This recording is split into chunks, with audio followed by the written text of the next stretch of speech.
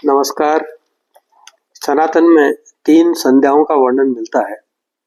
आज हम चिंतन करेंगे कि इन तीनों संध्याओं का तात्पर्य क्या है, इनका समय क्या है, व ये संध्याएं हमारे लिए क्यों महत्वपूर्ण है।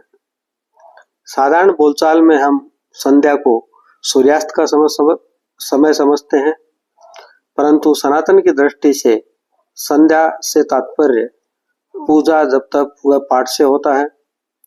आज हम जानेंगे कि तीनों संध्याओं का सही समय क्या है और ये हमारे लिए क्यों महत्वपूर्ण है। संध्या का अर्थ है संधि काल। सनातन में 4 संधि कालों का वर्णन है।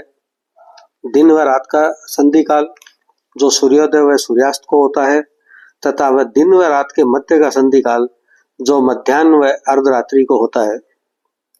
सूर्योदय, मध्याह्न व सूर्यास्त का संधि काल आध्यात्मिक उन्नति के लिए महत्वपूर्ण है, जबकि मध्य रात्रि का संधि काल तांत्रिक कार्यों से प्रयुक्त होता है। इसीलिए हमने कुछ मंत्रों में यह भी देखा होगा कि इस मंत्र को तीनों संध्याओं में जपने से उच्च फल प्राप्त होता है। मध्य रात्रि की संध्या में मंत्र नहीं बल्कि तंत्र का प्रयोग होता है। अब हम तीनों संध्याओं का समय जानने का प्रयास करेंगे। सूर्योदय व सूर्यास्त से ठीक 10 मिनट पहले से 10 मिनट बाद तक, तथा सूर्य आकाश में जब ठीक मध्य में हो तो उसके 10 मिनट पहले से व 10 मिनट बाद तक। यह समय प्रतिदिन बदलता है, क्योंकि प्रतिदिन सूर्योदय व सूर्यास्त का समय बदलता रहता है। प्रतिदिन के लिए हम पंचांग से सूर्योदय व सूर्यास्त का समय पता कर तीनों संध्याओं का सटीक समय ज्ञात कर सकते हैं। इन तीनों संध्याओं के समय तथा ब्रह्म मुहूर्त, अभिजीत मुहूर्त व प्रदोष काल के समय के अंतर को भी हमें समझना होगा। ब्रह्म मुहूर्त सूर्योदय से 1 घंटा 36 मिनट पहले शुरू होकर 48 मिनट का होता है। मध्याह्न के संधि काल से 24 मिनट पूर्व व 24 मिनट बाद तक अभिजीत मुहूर्त होता है, तथा सूर्यास्त के 48 मिनट पूर्व से 48 मिनट बाद तक का समय प्रदोष काल का होता है। सूर्यास्त का संध्या काल व गोधूली बेला का काल लगभग समान ही माना जाता है। अब आप तीनों संध्याओं के समय ठीक ठीक समझ गए होंगे।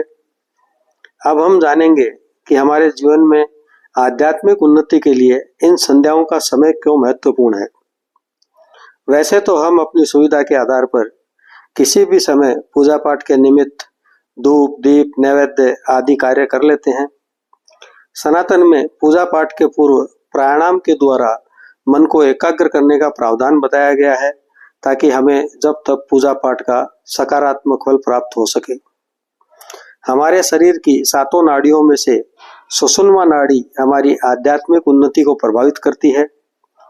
यहाँ पर महत्वपूर्ण वैज्ञानिक तथ्य यह है कि इन तीनों संध्याओं के समय सुषुम्ना नाड़ी ऊर्ध्वमुखी होती है, अतः इस समय जप तप के लिए प्राणायाम की आवश्यकता नहीं होती है। इस समय किया गया जप तप, मंत्र पाठ आदि अधिक प्रभावशाली हो जाते हैं तथा शीघ्र ही लाभ प्रदान करते हैं।